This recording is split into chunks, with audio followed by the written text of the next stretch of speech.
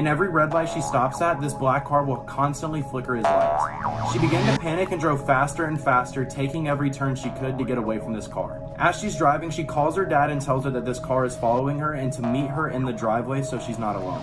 She pulled into the driveway and sees her dad waiting outside. Then she sees the car that's been following her pull in right behind her. The man in the black car behind her gets out of his vehicle and runs to her and says, "Get out of your car now." She gets out and the man behind her says, "There is somebody trying to kill you." The man in the black car behind her pulls out a weapon. He shows the woman that there has been a man in her back seat, and every time he would flash his lights, it was because the man was about to stab her. If you ever see a random staircase in the woods, you have to get away as fast as you can. Never climb them. There was a story going around a couple years ago stating that there are abandoned staircases in national forests around the world, like deep, deep in the forest away from anybody. It's just a staircase, no other structure attached to it. Some stairs are in ruins, some are perfectly sturdy, some are iron spirals like the kind you'd find in a lighthouse, and they literally just reach up to nowhere. And there are so many different theories as to why these stairs are there and what actually happens when you climb them. Only a few have ever dared to climb the staircases, and the people who have report feeling unnerved and unwelcome or even nauseous when they're up on the stairs. Some people say the stairs lead to another dimension, other people say it leads to hell. Others say that's why so many people and kids go missing in national forests, because they climb these stairs and they're never seen again.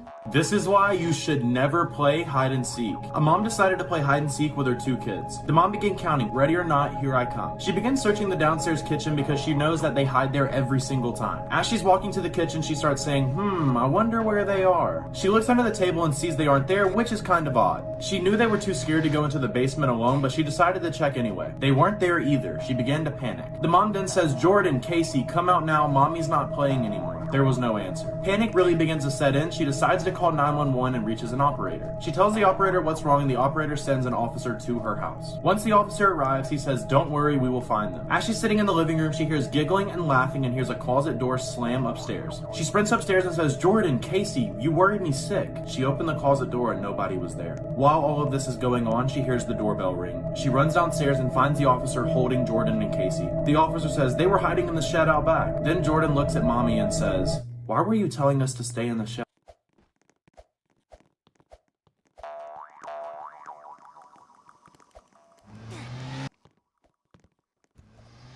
Bye, guys.